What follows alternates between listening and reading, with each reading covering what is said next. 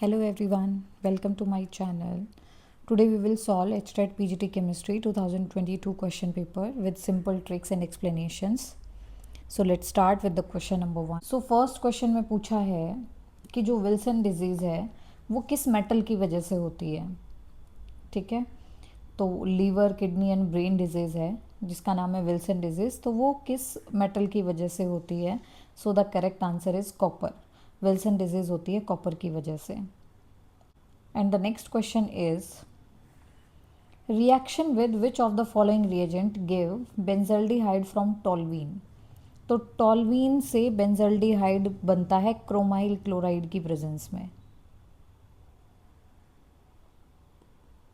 और इस रिएक्शन का नाम होता है इटार्ड रिएक्शन. ये रिएक्शन 2021 के क्वेश्चन पेपर में भी थी, सेम क्वेश्चन पूछा हुआ था. तो क्रोमाइल क्लोराइड की प्रेजेंस में रिएक्शन होती है और इस रिएक्शन का नाम क्या होता है, Etard reaction.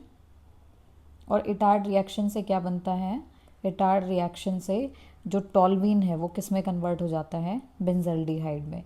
So the name of this reaction is Etard reaction and the reagent used is chromyl chloride. What will be the E0 cell for the following half cell reaction? तो हम लोगों को पता है E0 सेल निकालने का formula क्या है. E0 cell is equal to E0 cathode minus E0 anode. तो अगर हमें इन रिएक्शन से, क्योंकि वी कैन सी इन दोनों रिएक्शंस में ही स्टैंडर्ड रिडक्शन पोटेंशियल दिया हुआ है. ठीक है, दो हाफ सेल रिएक्शंस हैं, दोनों में क्या गिवन है, स्टैंडर्ड रिडक्शन पोटेंशियल गिवन है. ठीक है, तो अगर हम यहाँ से सेल रिएक्शन लिख लें तो सेल रिएक्शन से हमें ये पता चल जाएगा कि कैथोड कौन है, एनोड कौन है, एंड अकॉर्डिंगली हम क्या कर सकते हैं, वैल्यूज़ पुट करके आंसर निकाल सकते हैं. ठीक है, सो लेट्स सी. हम यहाँ पे देखेंगे कि पहली रिएक्शन क्या है जिसमें Fe3 प्लस किस में कन्वर्ट हो रहा है, Fe2 प्लस में, राइट. और दूसरी रिएक्शन क्या है, Zn2 प्लस किस में कन्वर्ट हो रहा है, Zn में. ये दोनों ही क्या है, रिडक्शन हो रहा है, यहाँ पे भी रिडक्शन हो रहा है, यहाँ पे भी रिडक्शन हो रहा है. और दोनों के ही क्या गिवन है, रिडक्शन पोटेंशियल गिवन है 0.77 वोल्ट और यहाँ पे गिवन है माइनस 0.76 वोल्ट. ठीक है, तो अगर ये रिएक्शन पॉसिबल है तो क्या होगा, यहाँ पे देखिए जिसका रिडक्शन पोटेंशियल ज़्यादा होता है उसका क्या होता है, रिडक्शन. यानी कि Fe3 प्लस का तो क्या होगा, रिडक्शन, और उससे दूसरे वाले का क्या हो जाएगा, ऑक्सीडेशन. यानी कि रिएक्शन कुछ इस तरीके से बनेगी, Zn plus Fe3 plus, so Fe2 plus and Zn2 plus. कुछ ये रिएक्शन रहने वाली है, क्योंकि यहाँ पे जिंक का क्या हो रहा है, ऑक्सीडेशन, बिकॉज जिंक जीरो से कौन सी ऑक्सीडेशन स्टेट में कन्वर्ट हो रहा है, +2 में. और आयरन का क्या हो रहा है, रिडक्शन. तो मैंने आपको क्या बताया कि जिसका रिडक्शन पोटेंशियल ज़्यादा है उसका क्या होता है, रिडक्शन, और उससे दूसरे वाले का क्या हो जाता है, ऑक्सीडेशन. तो यहाँ से हमें पता चल गया कि किसका रिडक्शन हुआ, किसका ऑक्सीडेशन हुआ. तो सेल रिएक्शन पता चल गई. तो अब हमें पता चला कि हम इसके लिए कुछ इस तरीके से रिप्रेजेंटेशन करेंगे. तो हमें पता है कि ये जो है ये क्या है, एनोड, और ये क्या है, कैथोड. तो अब फॉर्मूले में वैल्यू पुट कीजिए, E0 cell is equal to E0 cathode. Cathode यानी कि रिडक्शन पोटेंशियल ऑफ ये वाला Fe3 प्लस से Fe2 प्लस वाला 0.77 वोल्ट, माइनस एनोड क्या है, माइनस 0.76 वोल्ट. और जब दोनों को करेंगे तो आंसर क्या आएगा, सॉल्व करेंगे तो 0.77 प्लस 0.76 यानी कि 1.53 volt. So the correct answer is second one. I hope आपको क्लियर होगा. Next question is deficiency of which vitamin cause increased blood clotting time. Correct answer is vitamin के. मैं आपको सबका बता देती हूँ. वाइटामिन के क्या करता है, increase blood clotting time.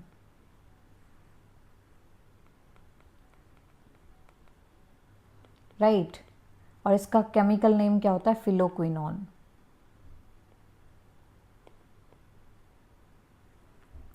Next is vitamin E. Vitamin A का common name, sorry, vitamin A का केमिकल नेम होता है टोकोफेरॉल. ये क्या करता है, इसकी वजह से आरबीसी फ्रेजाइल हो जाती है. राइट. वाइटामिन B12 का नाम क्या है, साइनोकोबालामाइन. और इससे क्या होता है परनीशियस एनीमिया, सीवियर एनीमिया हो जाता है। और विटामिन B6 से क्या होता है चिलियोसिस। ठीक है, तो ये सारे वाइटामिन, इनमें से किसी भी वाइटामिन से पूछा जा सकता है। लास्ट ईयर विटामिन ई से पूछा था कि आरबीसी फ्रेजाइल हो जाती हैं तो वो किस विटामिन की प्रॉब्लम की वजह से होता है, तो विटामिन ई से। लास्ट ईयर जो क्वेश्चन था वो विटामिन ई से था, इस साल पूछा था विटामिन के से, right. So the correct answer of this question is vitamin के। विटामिन के की डेफिशिएंसी होने पे ब्लड क्लॉटिंग टाइम इंक्रीज हो जाता है। Next question is the reaction is given, और आपसे पूछा है कि Hg2+ और H+ यानी कि एसिड की प्रेजेंस में क्या प्रोडक्ट बनेगा। तो यहाँ पे Hg की जगह Hg2+ की जगह HgSO4 भी लिखा हो सकता है। यही सेम रिएक्शन 2021 में भी पूछी हुई थी। So let's see next question. ये क्वेश्चन लास्ट ईयर यानी कि 2021 में भी पूछा गया था। इसमें क्या है, you have CH3C triple bond CH, एक एल्काइन है आपके पास।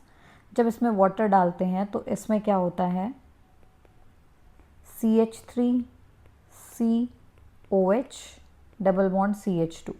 वाटर में से H+ इसके पास जाता है यानी कि H+ इसके पास जाता है और OH- इसके पास आता है। यहाँ पे ये जो फॉर्म है ये अनस्टेबल है, तो यहाँ पे क्या हो जाता है टोटोमेरिज्म। टोटोमेरिज्म के थ्रू यहाँ पे क्या होता है, ये जो 1,3 माइग्रेशन ऑफ प्रोटॉन हो जाता है, यहाँ से ये हाइड्रोजन कहाँ चला जाता है इस पोजीशन पे और डबल बॉन्ड आ जाता है यहाँ। तो क्या बनता है CH3C double bond O CH3। तो किसकी फॉर्मेशन हो जाती है एसीटोन की। तो आपसे यही पूछा गया है कि इस रिएक्शन में वो प्रोडक्ट क्या बनेगा। तो इस रिएक्शन में प्रोडक्ट क्या बनेगा, ऑप्शन नंबर 3 एसीटोन। यहाँ पे Hg2+ भी लिखा हो सकता है और HgSO4 भी लिख सकता है वो इसकी जगह। ठीक है, तो इसका आंसर क्या रहेगा acetone. Now let's see the next question. बहुत अच्छा क्वेश्चन है। देखिए सबसे पहले यहाँ पे मैं इस चीज़ को ब्रेक डाउन करके लिख लेती हूँ। यहाँ पे SSA लगाना है हमें, स्टेडी स्टेट अप्रोक्सीमेशन वाला कॉन्सेप्ट लगाना है।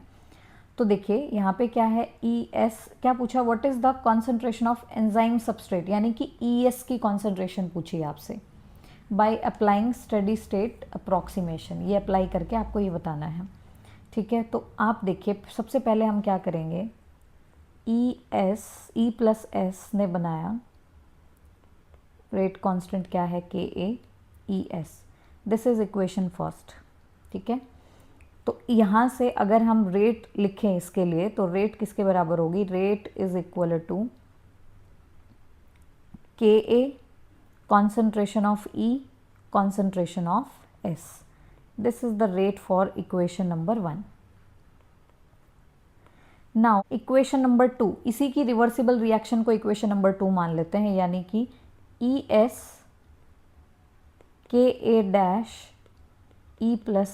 क्योंकि ये रिवर्सिबल रिएक्शन है ना ये, तो इसको मैंने रिएक्टेंट मान लिया, इसको प्रोडक्ट मान लिया। तो इसके लिए रेट लिखेंगे तो rate is equal to Ka- concentration of ES. This is equation number 2. Now third equation क्या है, ES Kb product। तो यानी कि यहाँ से क्या लिखी जाएगी rate, rate is equal to Kb concentration of ES. This is equation number 3, right? तो स्टडी स्टेट अप्रोक्सीमेशन क्या कहता है कि जो rate of change of ES है वो किसके बराबर होता है, 0 के बराबर। यानी कि rate of formation of ES minus rate of disappearance of ES, ये किसके बराबर है, 0 के बराबर। तो अभी हम यही कॉन्सेप्ट लगाएंगे।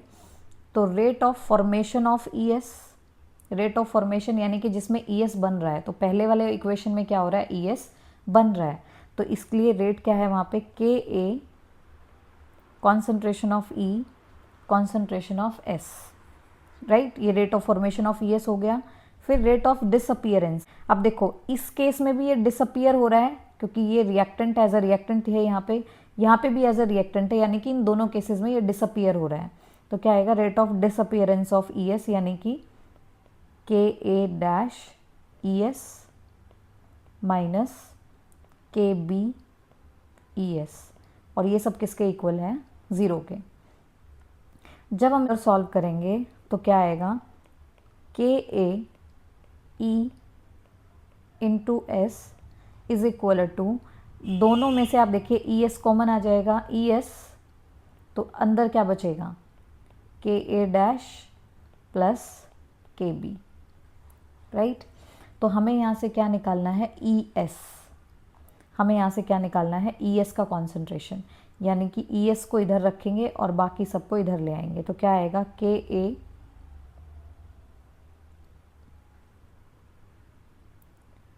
ई का कॉन्सेंट्रेशन, एस का concentration divided by K A dash plus K B is equal to E S.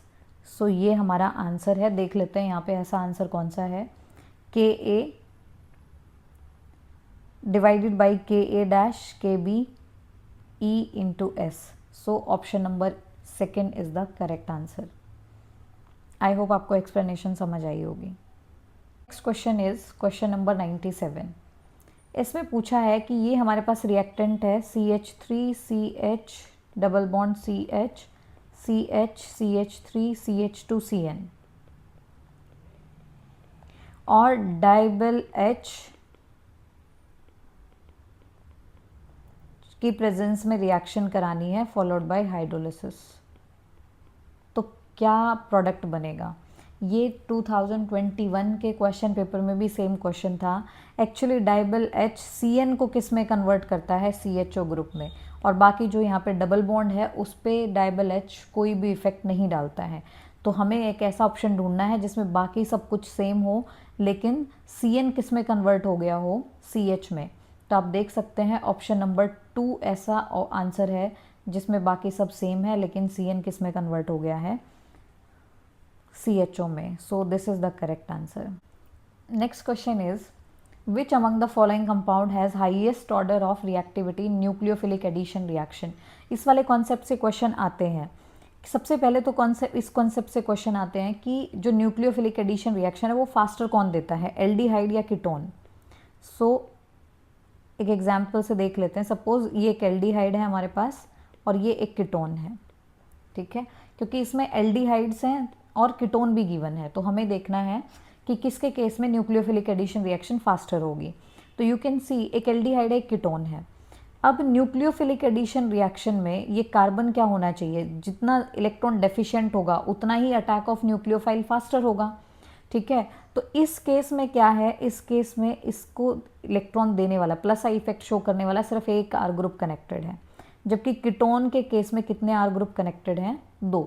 तो यानी कि कीटोन के केस में क्या हो जाता है, जो कार्बन है उसके ऊपर इलेक्ट्रॉन डेंसिटी ज़्यादा है, ठीक है, एज कंपेयर टू एल्डिहाइड। तो हम ये कह सकते हैं कि इलेक्ट्रॉन डेंसिटी ज़्यादा है। इसका क्या मतलब है, इसका मतलब है कि इसके ऊपर जो अटैक ऑफ न्यूक्लियोफाइल है वो क्या होगा, लेट होगा, यानी कि इतना जल्दी नहीं होगा जितना एल्डिहाइड के केस में हो जाएगा। सेकेंड रीज़न यहाँ पे हो जाता है स्टेरिक हिंड्रेंस। स्टेरिक हिंड्रेंस आप देख सकते हैं कीटोन में स्टेरिक हिंड्रेंस क्या होता है, ज़्यादा, क्योंकि 2 बल्कि ग्रुप कनेक्टेड हैं, जबकि एल्डिहाइड में स्टेरिक हिंड्रेंस क्या है, एज कंपेयर टू कीटोन कम है। तो एल्डिहाइड जो है वो क्या करते हैं, फास्टर न्यूक्लियोफिलिक एडिशन रिएक्शन देते हैं एज कंपेयर टू कीटोन, और इसके लिए 2 रीज़न है। नंबर 1 इज स्टेरिक हिंड्रेंस, क्योंकि एल्डिहाइड्स में स्टेरिक हिंड्रेंस कम होता है इसलिए वो जल्दी रिएक्शन देते हैं। सेकेंड, कीटोन्स में स्टेरिक हिंड्रेंस ज़्यादा होता है। सेकेंड, जो एल्डिहाइड्स हैं उनके अंदर इलेक्ट्रॉन डेंसिटी कार्बन पे इतनी नहीं होती है क्योंकि वहाँ पे एक ही आर ग्रुप होता है देने वाला, जबकि यहाँ पे प्लस आई इफेक्ट कितने आर ग्रुप की वजह से है, 2 ग्रुप्स की वजह से है, ठीक है। तो यहाँ पे इलेक्ट्रॉन डेंसिटी कार्बन पे स्लाइटली हायर होती है as compare to aldehyde, right. तो लेकिन यहाँ पे आप पूछा है हमसे बेंजल्डिहाइड, और दूसरा है मतलब पैरा पोजिशन पे CH3 ग्रुप प्रेजेंट है एंड एल्डिहाइड के साथ, और थर्ड वन है पैरा नाइट्रो बेंजल्डिहाइड, यानी कि बेंजल्डिहाइड की पैरा पोजिशन पे नाइट्रो ग्रुप प्रेजेंट है।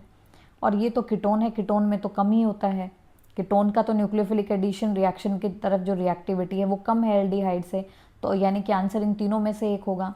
तो देख लेते हैं हम, जितना कार्बन के ऊपर इलेक्ट्रॉन डेंसिटी कम होगी उतना ही न्यूक्लियोफिलिक एडिशन रिएक्शन क्या होगा, फास्टर होगा। ठीक है, तो वी कैन सी ये जो ग्रुप है नाइट्रो ग्रुप, ये क्या है, नाइट्रो ग्रुप एक इलेक्ट्रॉन विड्रॉइंग ग्रुप है। Nitro group is a electron withdrawing group. ये क्या करता है, इलेक्ट्रॉन विड्रॉ कर लेता है, राइट। इलेक्ट्रॉन विड्रॉइंग ग्रुप है तो क्या करेगा, डेफिशिएंसी क्रिएट करेगा इलेक्ट्रॉन की। ठीक है, तो यानी कि इसके केस में, क्योंकि ये इलेक्ट्रॉन डेफिशिएंट बना देगा कार्बन को, तो इसके केस में जो न्यूक्लियोफिलिक एडिशन है वो क्या होगा, सबसे फास्ट होगा। So the correct answer is option number 3, parabenzaldehyde. This is the correct answer. Next question, which of the following gives entropy changes of an ideal gas for isobaric process. Sorry, तो isobaric process मतलब जिसमें pressure क्या होता है, constant. ठीक है, और entropy के फॉर्मूले से हमें पता है delta S is equal to delta Q P by में टी। ठीक है, heat at constant pressure divided by T, और हीट एट कांस्टेंट प्रेशर का क्या फॉर्मूला होता है, C P into D T, heat capacity at constant pressure into में change in temperature. तो जब हम इस फॉर्मूले में को इसमें डालेंगे तो क्या बनेगा, delta S is equal to C P delta T by में टी, और जब हम इसका इंटीग्रेशन करेंगे लिमिट्स T1 से T2 लेके, लिमिट्स क्या लेंगे T1 से T2, तो हमारा कुछ फॉर्मूला क्या निकल के आएगा, delta S is equal to C P L N T2 by में T1। So answer is second one. So the next question is, तो C6H5CH2OH ये है, उसमें HBr के साथ उसको ट्रीट करना है। तो जब हम इसको HBr के साथ ट्रीट करेंगे तो OH with H will form H2O and BrCH को रिप्लेस कर देगा, right. So this is A, ये जो हमारा बना ये क्या है, A। फिर A को ट्रीट करना है KCN के साथ, तो क्या होगा, Br and K will form KBr and Br will be replaced by Cn। अब फर्दर बोला है कि पार्शियल हाइड्रोलिसिस करना है इसका क्या करना है, पार्शियल हाइड्रोलिसिस। तो एक इम्पॉर्टेंट पॉइंट है नोट करने के लिए कि जब CN का पार्शियल हाइड्रोलिसिस किया जाता है तो अमाइड बनता है, और अगर कंप्लीट हाइड्रोलिसिस किया जाता है तो कार्बोक्सिलिक एसिड बनता है। तो इसका पार्शियल हाइड्रोलिसिस करेंगे तो क्या होगा, CH2 एज इट इज़, यहाँ पे ये it will be converted into CONH2। तो किसकी फॉर्मेशन हो गई, अमाइड की। अब this is B and this is C। अब C का रिएक्शन कराना है NaOBr के साथ, और you can say 4NaOH plus Br2 के साथ रिएक्शन कराना है इस C का। तो ये जो रिएक्शन है this is Hofmann degradation reaction या हॉफमैन ब्रोमामाइड रिएक्शन। तो ये हॉफमैन ब्रोमामाइड रिएक्शन है। तो इस रिएक्शन में क्या होगा, ये इसको अमाइन में कन्वर्ट करेगा, यानी कि इट विल बी CH2NH2। तो क्या बना, फिनाइल मीथेन अमाइन। इसका नाम क्या है, phenyl methane amine, right. This is R D, हमसे तो यही पूछा है। तो साइड प्रोडक्ट क्या बनेंगे, 4NaOH जो है उसमें से 2Na विद 2Br, 2NaBr, यहाँ से 2Na और यहाँ से CO, ये कन्वर्ट हो जाएंगे Na2CO3 में, और 2 बनेंगे वाटर मॉलिक्यूल। सो इसने क्वेश्चन पूछा है कि what is the D in above reaction. So D कौन है, phenyl methane amine.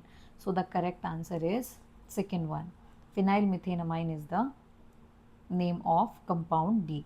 Next question is self condensation of aromatic aldehyde with no alpha hydrogen in the presence of cyanide ion as catalyst to form alpha hydroxy ketone is called। इस reaction का नाम पूछा है। ये reaction 2021 HTET में भी आई थी। इस रिएक्शन का नाम है बेंजोइन कंडेंसेशन। एक्चुअली कुछ चीज़ें जो आपको याद रखनी है, अगर अल्फा हाइड्रोजन है तो होता है एल्डोल कंडेंसेशन,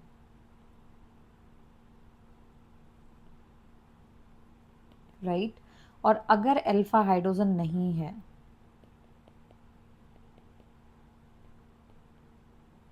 ये जब होता है जब इसको बेसिक मीडियम में ट्रीट किया जाता है, ठीक है।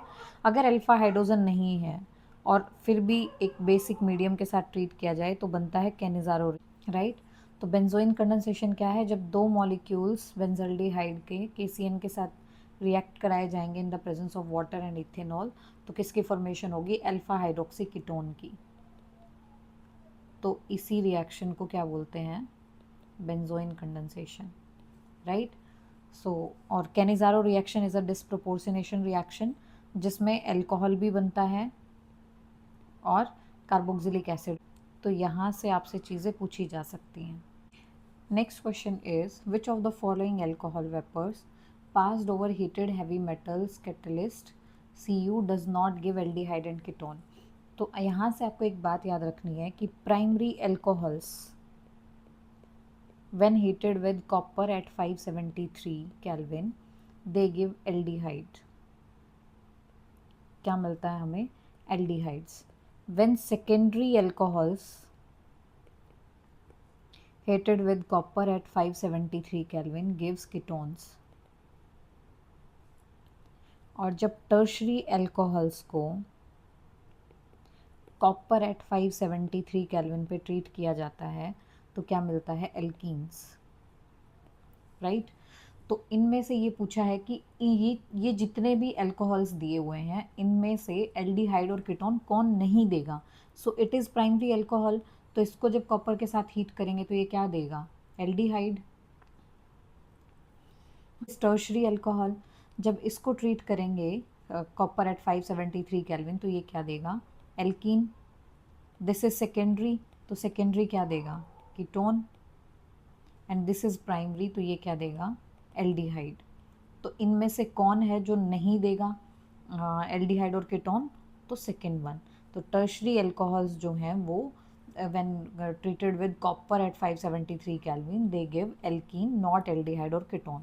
So the correct answer is tertiary alcohol, that is second one.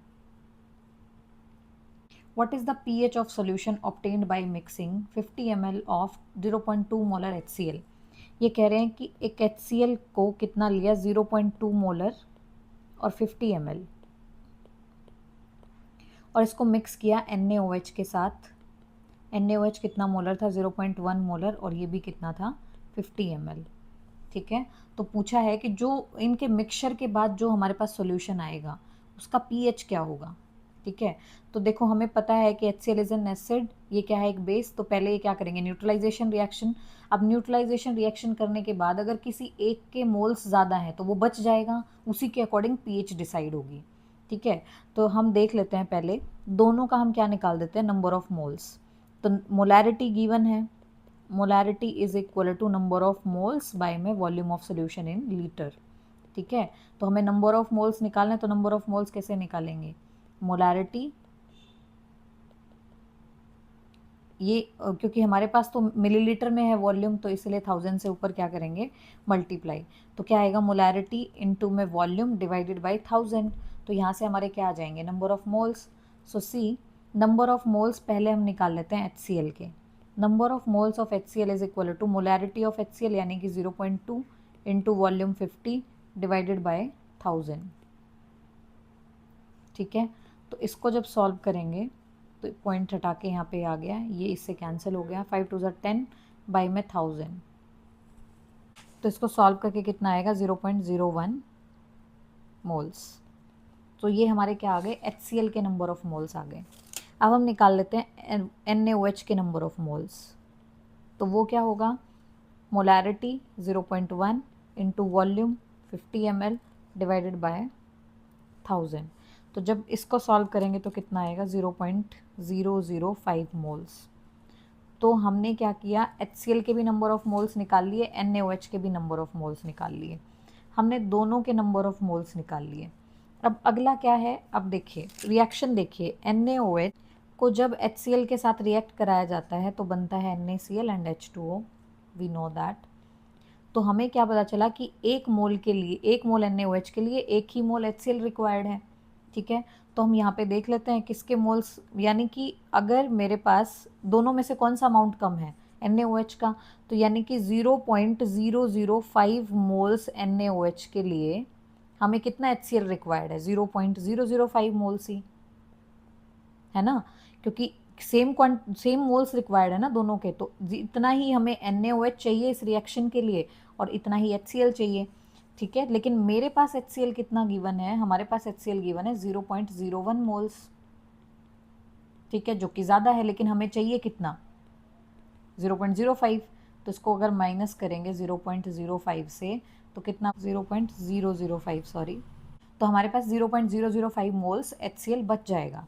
ये बचा हुआ HCl है। तो अब ये बचा हुआ HCl की वजह से ही क्या आएगी, pH आएगी।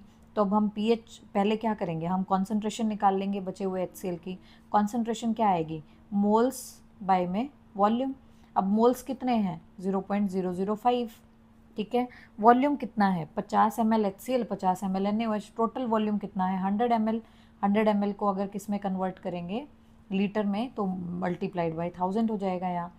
तो कॉन्सेंट्रेशन कितनी आएगी यहाँ पे, कॉन्सेंट्रेशन आएगी इन सबको कैंसिल आउट करके 0.05 molar, right.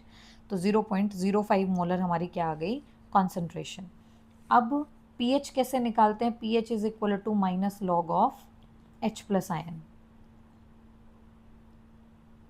pH is equal to minus log of H plus ion.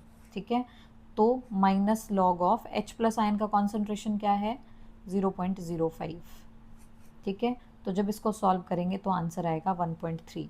अगर इसको सॉल्व करना है तो वो भी मैं बता देती हूँ कैसे सॉल्व करेंगे। माइनस लॉग ऑफ, इसको क्या लिख सकती हूँ, 0.05 को 5/100, और हमें पता है कि लॉग का फॉर्मूला क्या होता है, log x by Y is equal to log x minus log y। ठीक है, तो एक माइनस आगे था, तो ये माइनस लॉग 5 की वैल्यू क्या होती है, 0.685 माइनस लॉग 100 की वैल्यू 2। तो जब इसको माइनस को अंदर एडजस्ट करेंगे तो क्या आएगा, माइनस 0.685 प्लस 2। तो जब इसको सॉल्व करेंगे तो आंसर कितना आएगा, 1.3। So the pH of this solution is 1.3। I hope आपको clear. Next question is glucose on heating with HI forms. तो हमें याद रखना है जब ग्लूकोज रिएक्शन करता है HI के साथ तो वो क्या बनाता है, एनहेक्सेन, राइट। एक्चुअली नॉट ग्लूकोज, चाहे हमारे पास एल्डिहाइड है, चाहे कीटोन है, चाहे कार्बोक्सिलिक एसिड है, चाहे अल्कोहल है, अगर कोई भी इनमें से रिएक्शन करेगा किसके साथ, कोई भी अगर इनमें से रिएक्शन करेगा with HI and red phosphorus तो वो इसके कॉरस्पॉन्डिंग एल्केन बनाएगा। इसके कॉरस्पॉन्डिंग एल्केन बनाने का क्या मतलब है कि अगर इसके अंदर 5 कार्बन है तो 5 कार्बन वाला एल्केन बना देगा, 6 कार्बन है तो 6 कार्बन वाला एल्केन बना देगा। ठीक है, तो जब ग्लूकोज रिएक्शन करता है एनहेक्सेन के साथ तो वो क्या बना, सॉरी HI के साथ तो वो क्या बनाता है, एनहेक्सेन, राइट। अगर ग्लूकोज रिएक्शन करता है HNO3 के साथ तो वो क्या बनाता है, सैकेरिक एसिड। और अगर ग्लूकोज रिएक्शन करता है ब्रोमीन वाटर के साथ तो वो बनाता है ग्लूकोनिक एसिड। तो यहाँ से क्वेश्चन आते हैं। सो आई होप आपको क्लियर होगा। Now the next question is when 3-phenyl propene, next question is when 3-phenyl propene, you have 3-phenyl propene, this is 3-phenyl propene, react with HBr in the presence of peroxide, HBr के साथ react किया in the presence of peroxide। हमें पता है कि alkenes का जब reaction कराते हैं HBr HCl के साथ और अगर पेरोक्साइड लिखा है तो कौन सा रूल लगता है, anti Mark rule, anti Markovnikov addition होता है। और अगर पेरोक्साइड नहीं लिखा है तो कौन सा रूल लगता है, मार्कोनिकॉव रूल। ठीक है, तो यहाँ पे एंटी मार्क रूल क्या कहता है कि किसी भी रिएजेंट का negative part will goes to that carbon of double bond which have greater number of hydrogen atom। तो HBr में H slightly पॉजिटिव है, Br slightly नेगेटिव है। ठीक है, तो ये क्या कहता है एंटी मार्क रूल कि negative part in the presence of peroxide will go to that carbon of double bond which have greater number of hydrogen atom। तो एंटी मार्क रूल के अकॉर्डिंग क्या बनेगा, दिस इज फिनाइल CH। तो इस वाले carbon के पास जाएगा Br और इससे दूसरे वाले के पास जाएगा H, तो क्या बनेगा CH2 Br, राइट। सो इसका नोमेनक्लेचर करेंगे तो क्या आएगा, 1 पोजीशन पे ब्रोमो 3 पे फिनाइल, तो इसका नाम होगा 1 ब्रोमो 3 फिनाइल प्रोपेन। सो देख लेते हैं which one is the answer, 1 bromo 3 phenyl propane, first one is the correct.